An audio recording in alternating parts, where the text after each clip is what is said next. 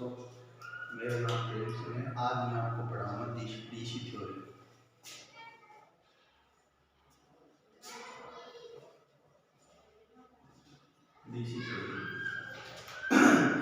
DC theory में सबसे पहले आपको बताऊंगा डीसी सप्लाई।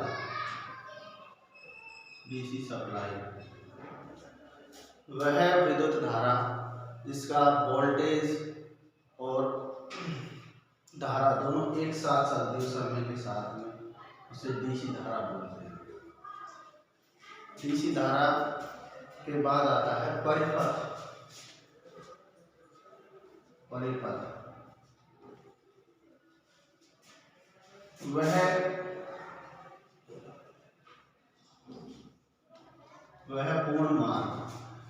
वह पूर्ण मार्ग जो विद्युत धारा को प्रवाहित होकर उपकरण से होकर विद्युत धारा प्रवाहित हो जाए उसे पूर्ण मार्ग बोलते हैं, जो परिपथ कहलाता है। परिपथ जो अपने इलाका वायरिंग है उसमें जो प्रतिरोध लगा होता है, बल्ब है, प्रेशर हीटर है, कुछ भी है, उसमें विद्युत धारा प्रवाहित होकर निकल जाए, वो उपकरण चल जाए, उसे बोलते हैं परिपथ। अब परिपथ के बाद है एक होता है बंद परिपथ। ये बंद परिपथ वह है जो परिपथ में धारा उपकरण से होकर निकलकर अपना पूर्ण मार्ग चुन लेती है, उसको बंद परिपथ बोलते हैं। जैसे ये आपका उपकरण लगा हुआ है, ये सप्लाई है, तो ये बंद परिपथ हो गया। उसके बाद आता है खुला परिपथ।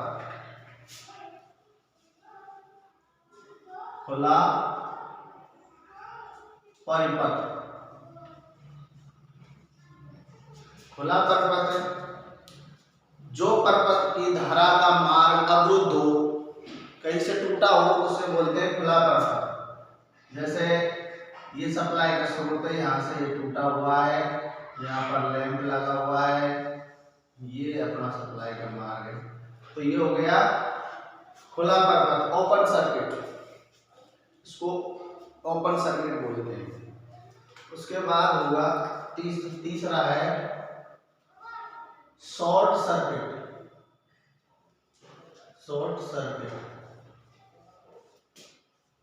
यानी कि शॉर्ट सर्किट लघु परिपथ, निम्न में इसको बोलते हैं लघु परिपथ। इसका दूसरा नाम है। लघु परिपथ में क्या होता है कि फेज और अर्थ यानी कि न्यूट्रल, फेज और न्यूट्रल दोनों शॉर्ट हो जाए तो उसको बोलते हैं लघु परिपथ, शॉर्ट सर्किट। और बोलते हैं ना घरों में कि अरे शॉर्ट सर्किट हो गया, इसका मतलब अर्थ और तार, अर्थ और फेज भिड़ गए। जैसे ये सप्लाई का स्रोत है, यहाँ लैंप लगा हुआ है, ये सप्लाई है, और ये किसी तार से यहाँ शॉर्ट हो गया, तो ये हो गया शॉर्ट सर्किट। किसी को दिक्कत? परिपथ यह पूर्ण मार्ग जिसको धारा प्रवाहित होकर निकल जाए, उसमें पहला परिपथ बंद जो सही क्रम में काम करता है, दूसरा खुला परिपथ जो ओपन सर्किट होता है, किसी टूटा होता है, और शॉर्ट सर्किट लघु परिपथ जो अर्थ और फेज दोनों शॉर्ट होते हैं, उसको बोलते हैं शॉर्ट सर्किट। और चौथा होता है आपका, चौथा है लीकेज सर्किट।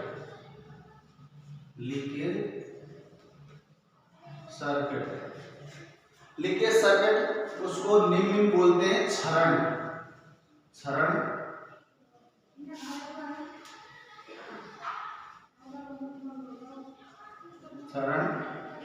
परिपथ। लीकेज सर्किट वो होता है जैसे फेज वायर कहीं किसी पाइप से जुड़ा हो या किसी नमी वाली दीवार से जुड़ा हो, जिससे वोल्टेज ड्रॉप हो रहे हों, उसको बोलते हैं लीकेज सर्किट। जैसे ये लैंप है, ये वायरिंग है अपनी, ये तार कहीं पाइप से जुड़ा हुआ है, तो पाइप वोल्टेज ड्रॉप कर रहा है वायरिंग में। जैसे कहीं गीली दीवार है, यहाँ पर पानी भरा हुआ है दीवार में, ये इस फील्ड वायर को टच कर रही है, तो यहाँ पर वोल्टेज ड्रॉप होगी, उसे बोलते हैं लीकेज सर्किट। तो चारों परपथ आपके समझ में आ गए। पहला है बंद परपथ, खुला परपथ ओपन सर्किट, तीसरा है शॉर्ट सर्किट, चौथा लीकेज सर्किट। आई होप ये चीज आपके समझ में आ गई होगी। अगला पॉइंट है आपका ओम का नियम। ओम का नियम वह बंद डीसी परपथ जिसमें बहने वाली धारा का मान वोल्टेज के समानुपाती तथा प्रतिरोध के विलोमानुपाती होता है, उसे बोलते हैं ओम का नियम। ओम के नियम में जैसे ये हो गया ओम का नियम, वह बंद डीसी परपथ जिसमें बहने वाली धारा का मान वोल्टेज के समानुपाती तथा प्रतिरोध के विलोमानुपाती होता है। I बराबर V बटे R। इसमें I को दर्शाते हैं धारा से, V को दर्शाते हैं वोल्टेज से और R को दर्शाते हैं प्रतिरोध से। तो किसी धारा में प्रवाहित होने वाली किसी परपथ में प्रवाहित होने वाली धारा वोल्टेज के समानुपाती तथा प्रतिरोध के विलोमानुपाती होती है। उल्टा अब इसको एक त्रिभुज के माध्यम से समझिए हम।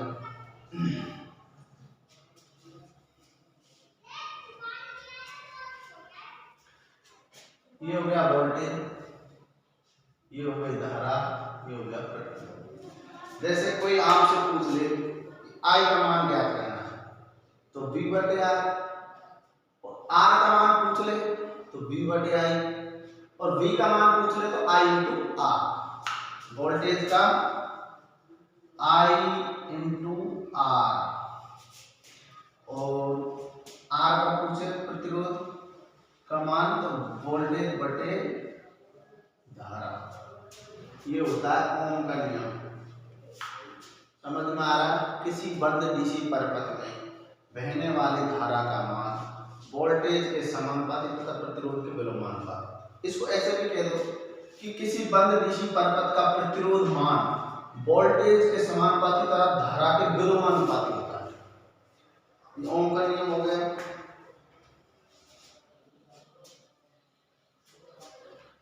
अब जैसे इसका एक उदाहरण लेते हैं। ये प्रतिरोध लगा हुआ है, इसमें वोल्टेज सप्लाई है 200 वोल्ट, प्रतिरोध का मान 10 ओम, धारा का मान 5 ओम, धारा का मान 5 एम्पीयर। अब इसको सॉल्व ये पूछ रहा है, ऐसा अपन से पूछ ले कि वोल्टेज आपको आई ज्ञात करना है, धारा का मान ज्ञात करना है इसको, तो कैसे ज्ञात करेंगे? आई का सूत्र है आई बराबर V बटे R। तो वोल्टेज का मान है 200 और प्रतिरोध का मान कितना है 10। कितना आ गया?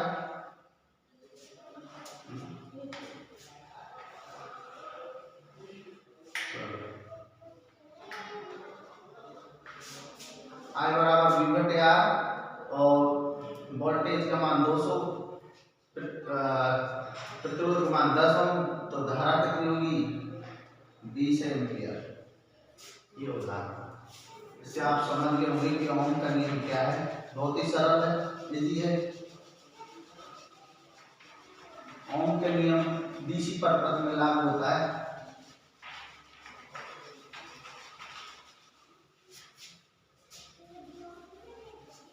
अच्छा, अब आता है प्रतिरोध।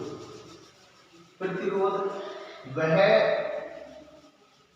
युक्ति या पदार्थ कह लो या धातु कह दो जो विद्युत धारा के मार्ग में रुकावट डाले, तो उसे क्या बोलते हैं?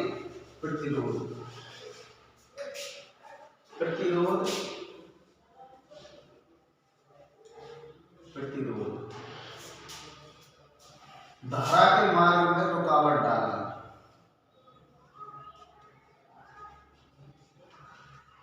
धारा के मार्ग में रुकावट, रुकावट डालना, धारा के मार्ग में जो रुकावट डाले उसे प्रतिरोध बोलते हैं। और प्रतिरोध का जो मान है वो एक तो जैसे किसी प्रतिरोध, किसी धातु का कटाक्ष, कटाक्ष क्षेत्रफल का उल्टा होता है। यदि किसी वायर का जो कटाक्ष क्षेत्रफल है मोटा है, जो ये होता है मोटा, यदि ये अधिक है तो प्रतिरोध कम होगा, और यदि ये कम है तो प्रतिरोध ज्यादा होगा। दूसरा होता है चालक की लंबाई, चालक की लंबाई, यदि जिस वायर की लंबाई ज्यादा होगी उसका प्रतिरोध अधिक होगा, जिसकी लंबाई कम होगी उसका प्रतिरोध कम होगा। यानी कि लंबाई के समानुपाती है, जिसकी लंबाई ज्यादा उसका प्रतिरोध अधिक, जिसकी लंबाई कम उसका प्रतिरोध कम, ये उसके समानुपाती होता है। तो एक होता है पदार्थ, प्रतिरोध पदार्थ पर भी निर्भर करता है। जैसे चांदी शुद्ध चालक है, चांदी का प्रतिरोध कम होगा, तांबे का उससे थोड़ा ज्यादा होगा, सिल्वर का उससे थोड़ा ज्यादा होगा, और लोहे का उससे भी ज्यादा होगा। यानी कि पदार्थ पर भी निर्भर करता है प्रतिरोध का मान, जिसका जैसे पदार्थ उसका प्रतिरोध उतना ही अधिक। अब आता है विशिष्ट प्रतिरोध, आपने सुना होगा विशिष्ट प्रतिरोध।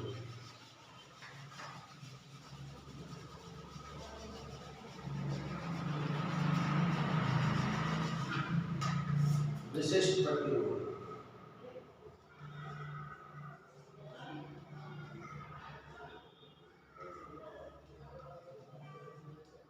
विशिष्ट प्रतिरोध,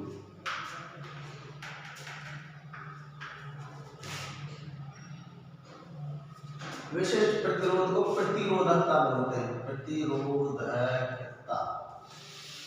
विशिष्ट प्रतिरोध वह है जो पदार्थ में अपने आप में जितना प्रतिरोध होता है, जितनी रुकावट डालता है, उसको प्रतिरोधकता बोलते हैं, विशिष्ट प्रतिरोध।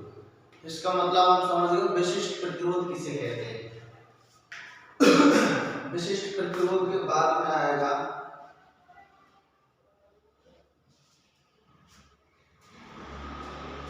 तापमान गुणांक, ताप गुणांक, ताप गुणांक यानी कि टेम्परेचर कोफिशिएंट। जिस पदार्थ में, किसी धातु में यदि प्रतिरोध को लगाया जाता है तो तापमान बढ़ने पर किसी पदार्थ का प्रतिरोध घटता है, उसे बोलते हैं नेगेटिव टेम्परेचर कोफिशिएंट। और जिस पदार्थ का तापमान बढ़ने पर प्रतिरोध बढ़ता हो उसे बोलते हैं पॉजिटिव टेम्परेचर कोफिशिएंट। यानी कि ताप गुणांक का मतलब यही है कि जिस पदार्थ में तापमान बढ़ने पर प्रतिरोध घटता हो उसे नेगेटिव टेम्परेचर कोफिशिएंट, जिस पदार्थ का तापमान बढ़ने पर प्रतिरोध बढ़ता हो उसे पॉजिटिव टेम्परेचर कोफिशिएंट बोलते हैं।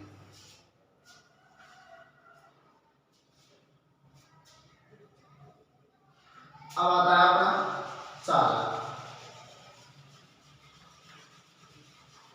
चालक आप जानते हैं जिसमें विद्युत धारा प्रवाहित हो सके उसको बोलते हैं चालक।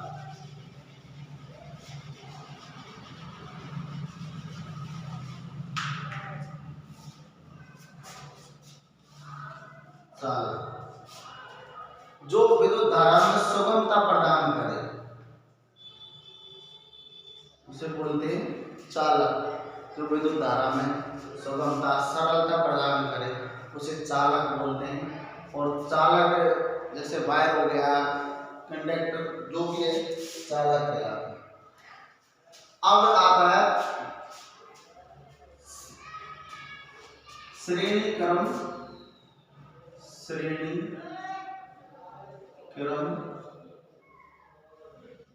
प्रतिरोध।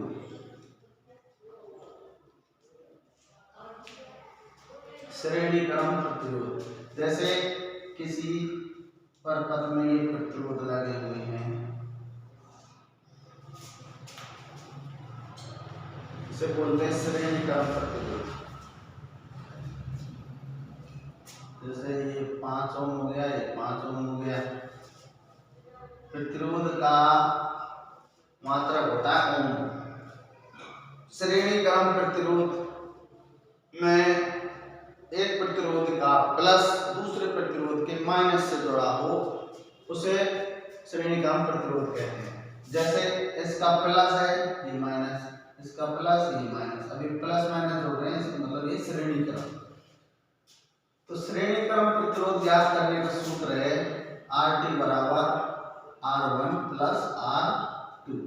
इसका हल है 5 प्लस 5 बराबर 10 ओम। श्रेणी क्रम प्रतिरोध आपके समझ में आ गया। किसी सर्किट में प्रतिरोध श्रेणी क्रम में लगे हुए हैं, एक का प्लस दूसरे का माइनस से जुड़ा हुआ है, उसे श्रेणी क्रम बोलते हैं। और श्रेणी क्रम में प्रतिरोध ज्ञात करने का सूत्र है R1 plus R2 plus R3। और भी हो तो R3, R4, R5 ऐसे करके प्रतिरोध का मान ज्ञात किया जा सकता है। उसके बाद आता है समानांतर क्रम।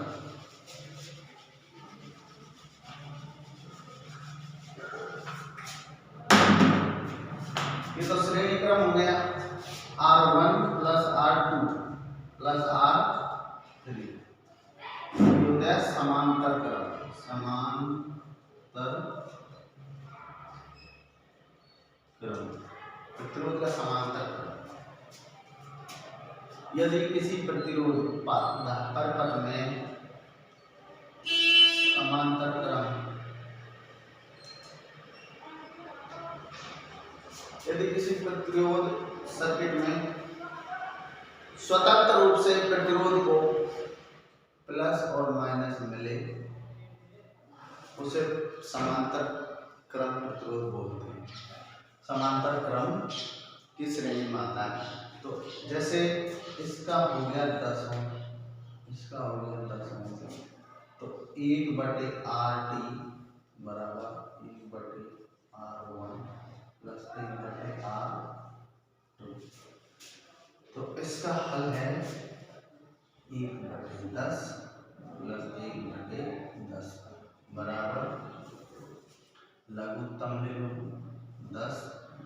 अब 10 भाग 10 का तो 1 आया, 1 को 1 से गुणा करते 1 प्लस 1 बराबर कितना हुआ 2/10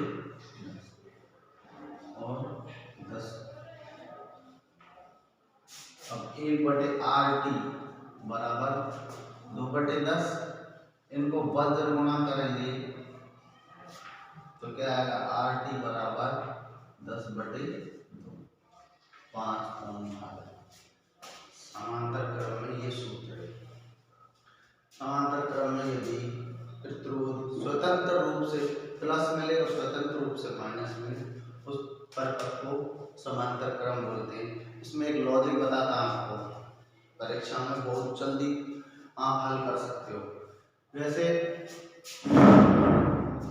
किसी सर्किट में दो समान मान के यदि प्रतिरोध जुड़े हों समांतर क्रम में तो उनका कुल प्रतिरोध एक प्रतिरोध का आधा होगा। जैसे ये दो प्रतिरोध जुड़ रहे हैं समांतर क्रम में, ये 20-20 ओम के, तो इसका कुल प्रतिरोध एक प्रतिरोध का आधा होगा, यानी कि RT बराबर 10 ओम। सीधा सा समांतर क्रम में ये सूत्र बहुत ही अच्छा है। यदि परीक्षा में एग्जामिनर ऐसे पूछता है, हमारा टॉपिक बनाने में रह जाओगे, सबसे बेस्ट सॉल्यूशन है किसी समांतर क्रम में समान मान के 2 प्रतिरोध लगे हों तो उनका कुल प्रतिरोध एक प्रतिरोध का आधा होगा। समझ में आ गया? ये चालक सुगमता प्रदान करे। श्रेणी क्रम परिपथ में R1 R2 R3 श्रेणी क्रम का सूत्र है। समांतर क्रम में 1/RT बराबर 1/R1 1/R2 1/R3 ये सूत्र लगेगा। इसमें उदाहरण के रूप में आपको समझाया गया है, ऐसे लघुत्तम ले कैसे काट के ऐसे फॉर्मूले, लेकिन एग्जामिनर बहुत चतुर होता है, वो सीधे सेट पूछता है कि किसी परिपथ में 2 प्रतिरोध 40-40 ओम के लगे हैं तो उसका कुल प्रतिरोध कितना होगा। तो आप समझ जाना कि इस दो समान मान के 2 प्रतिरोधों का कुल प्रतिरोध एक के आधा होगा। इस प्रकार से ये श्रेणी क्रम और समांतर क्रम आपके समझ में आ गया होगा। आप एक बार देख लीजिए।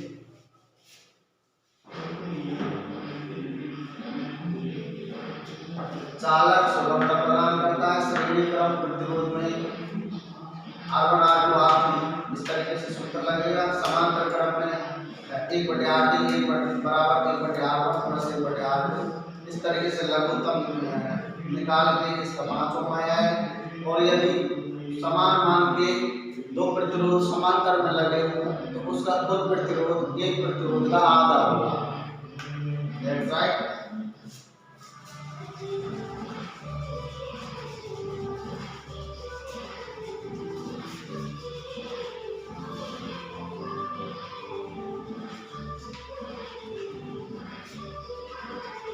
दोस्तों आप यदि इसको गहराई से पढ़ोगे तो आपको थोड़ी बहुत इजी लगेगी। और हम कहते हैं कि आपको थोड़ी एक बात समझ में आ गई तो आप कभी भूलोगे नहीं और परीक्षा में अव्वल नंबर से पास होगे।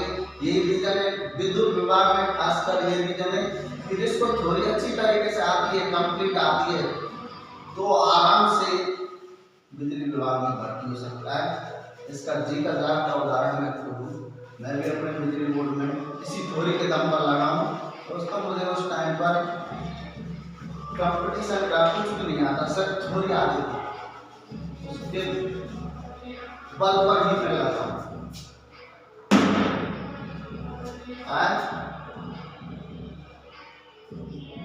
किरचॉफ का नियम, किरचॉफ का धारा नियम,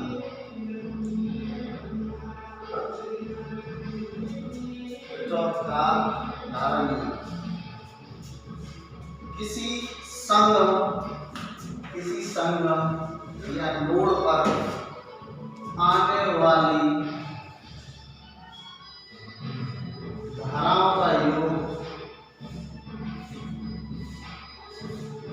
जाने वाली धाराओं के योग के बराबर होता है। ये संगम हो गया, इसमें 2 धारा आ रही है, 3 धारा जा रही है। तो किसी संगम में आने वाली धाराओं का योग जाने वाली धाराओं के योग के बराबर होता है। जैसे ये 20 एम्पियर के आगे, ये 10 एम्पियर के आगे, और जा रही है यहाँ से एक 8 एम्पियर जा रही है, एक 12 जा रही है और एक 10 जा रही है। तो इसी संगम में आने वाली धारा, जैसे आने वाली धारा होगी 20 एम्पियर प्लस 10 एम्पियर बराबर 8 प्लस 12 प्लस 10 क्या होगा, ये 30 बराबर 30। इसलिए कहते हैं सिग्मा आई बराबर 0। किसी संगम में आने वाली धाराओं का योग जाने वाली धाराओं के योग के बराबर होता है। उसे किरचॉफ का नियम, धारा नियम बोलते हैं। इसको आप बहुत इजी है, बहुत ही समझना आसान है। एक बार आप समझो, उसके बाद में यानी कि आने वाली धारा जाने वाली धारा के योग के बराबर होती है। किसी संगम में आने वाली धारा जाने वाली धाराओं के योग के बराबर होती है, उसे किरचॉफ का नियम बोलते हैं। और दोस्तों मैं आपको थ्योरेटिकल इसलिए पढ़ा रहा हूँ कि ऑब्जेक्टिव आप आराम से समझ जाओगे। जब तक आप थ्योरेटिकल समझ नहीं पाओगे तब तक आप तीर में तुक्का देते रहोगे, ये मेरा वादा है। यदि आपको चैप्टर समझ में आ गया तो ऑब्जेक्टिव को आप खुद ही कर दोगे। अब एग्जामिनर कैसे भी मरोड़ के क्वेश्चन पूछ ले, आपको सुगमता रहेगी करने में यदि आपने थ्योरेटिकल पढ़ा है। मैं आपको ऑब्जेक्टिव भी पढ़ाऊंगा, एक बार ये चैप्टरों को कंप्लीट करता हूँ, उसके बाद में आपको ऑब्जेक्टिव पढ़ाऊंगा, फिर आपको ही समझ में आ जाएगा कि ये क्वेश्चन का उत्तर ये है। तो दोस्तों इसको समझो, किरचॉफ का नियम आने वाली धारा जाने वाली धारा के योग के बराबर होती है। धारा नियम है, जैसे आने वाली धारा है 30 एम्पियर, जाने वाली धारा 30 एम्पियर, तो सिग्मा आई बराबर 0। ये इसका किरचॉफ का धारा नियम। आई होप आप इसको समझ चुके होंगे, आराम से समझ लीजिए। किरचॉफ का नियम, धारा नियम, आने वाली धारा जाने वाली धाराओं के योग के बराबर होती है, इसको किरचॉफ का नियम बोलते हैं। किसी संधि या नोड में आने वाली धारा जाने वाली धाराओं के योग के बराबर होती है, इसको किरचॉफ का नियम बोलते हैं। सिग्मा आई बराबर 0।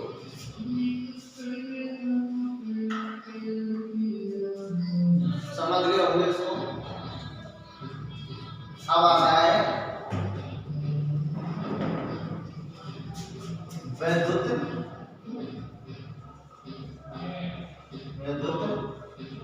शक्ति P, पावर ज्ञात करने का। किसी सर्किट में पावर ज्ञात करने का सूत्र होता है वोल्टेज इनटू धारा। अब ऐसे भी बोल सकते हैं परिभाषा में इसको, किसी विद्युत सर्किट की पावर ज्ञात करने के लिए पावर वोल्टेज के समानुपाती होती है, और एम्पियर वोल्टेज और एम्पियर के गुणन के समानुपाती होती है, उसे वैद्युतिक शक्ति बोलते हैं। P बराबर V इनटू I। पावर को सही से समझने के लिए, जैसे किसी सर्किट में, जैसे ये सर्किट है,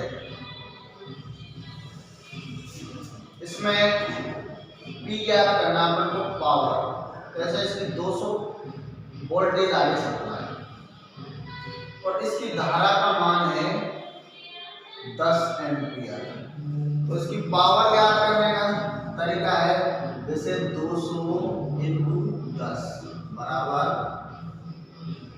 300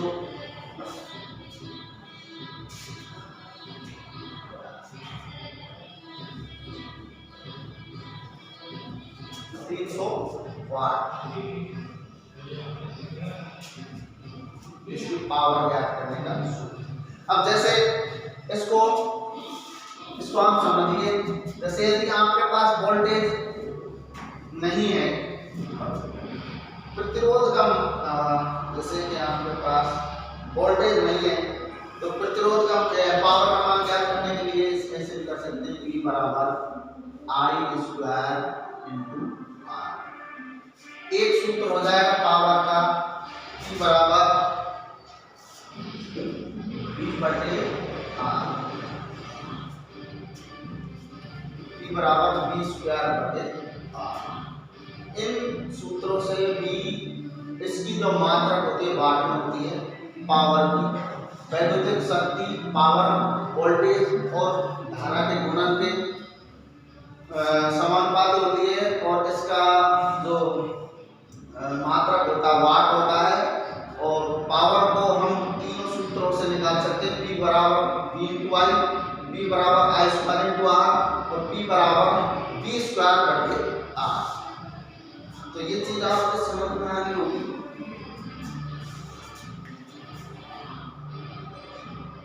वैद्युतिक शक्ति P बराबर V इंटू I, और P बराबर I स्क्वायर R। ये P का मान पावर होता है दोस्तों, पावर, और पावर को वाट में मापते हैं। P बराबर V स्क्वायर बटे R।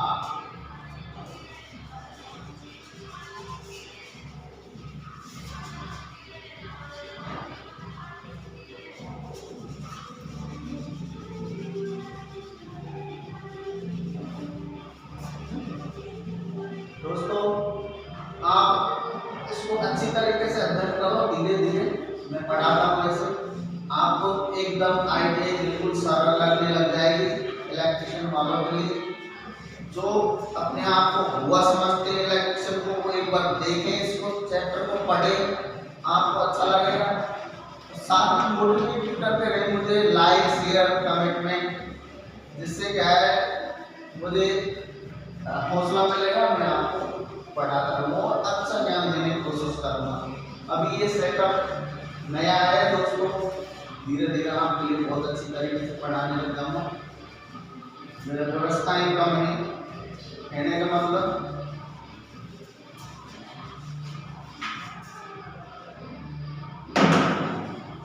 अब आता है board of trade unit, BOT।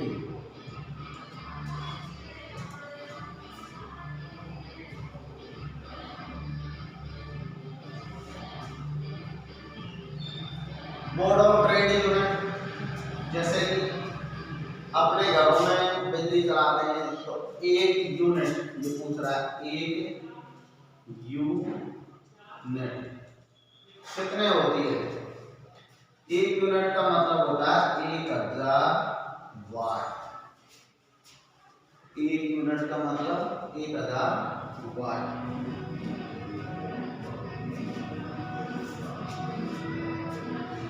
अब अपन इसको बोल सकते हैं एक kWh, ये होती है यूनिट। यूनिट का मान kWh बना बता सकता है। 1000 वाट घंटा को 1 kWh बोलते हैं और 1 kWh को भी 1 यूनिट बोलते हैं। अब आता है HP। HP दोस्तों हॉर्स पावर, जो अपनी घरों में देखा होगा, किसान बोलते हैं ना कितने HP की मोटर लाया है, तो आप उसका मतलब समझते हो, हॉर्स पावर। एक HP का मान होता है 746 वाट। ये मीट्रिक में आता है। एक HP का मान 746 वाट। और यदि मीट्रिक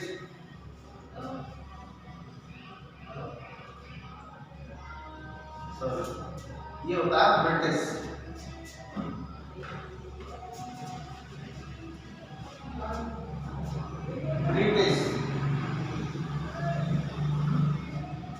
और एक HP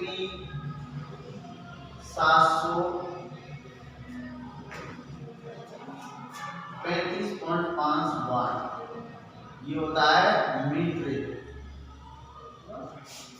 एक HP का मान 746 वाट ब्रिटिश में होता है, एक HP का मान 735.5 वाट मीट्रिक में होता है। ज्यादातर अपने ब्रिटिश यूज करते हैं। तो दोस्तों आपके समझ में आ गया होगा, एक HP का मान 746 वाट है और एक यूनिट का मान 1000 वाट होता है, उसको kWh बोलते हैं। एक HP को, एक यूनिट को। अगर कोई आपसे पूछे कि भैया एक HP में कितने वाट होते हैं, तो आप बता सकते हैं 746 वाट। यदि एक यूनिट में कितने वाट होते हैं, तो 1000 वाट। तो आपको सीधा फॉर्मूला समझ में आ चुका होगा। ठीक है दोस्तों, धन्यवाद। अगला चैप्टर कल आएगा, इसी का ही पार्ट आएगा। DC थ्योरी अभी कंप्लीट नहीं हुई है। तो दोस्तों लाइक करें, शेयर करें, कमेंटमेंट करें और मुझे मोटिवेट करें, जिससे मेरी वीडियो को ज़्यादा से ज़्यादा वायरल करें, जिससे मैं आपको अच्छी तरीके से और पढ़ा सकूँ, मेरा हौसला बढ़े।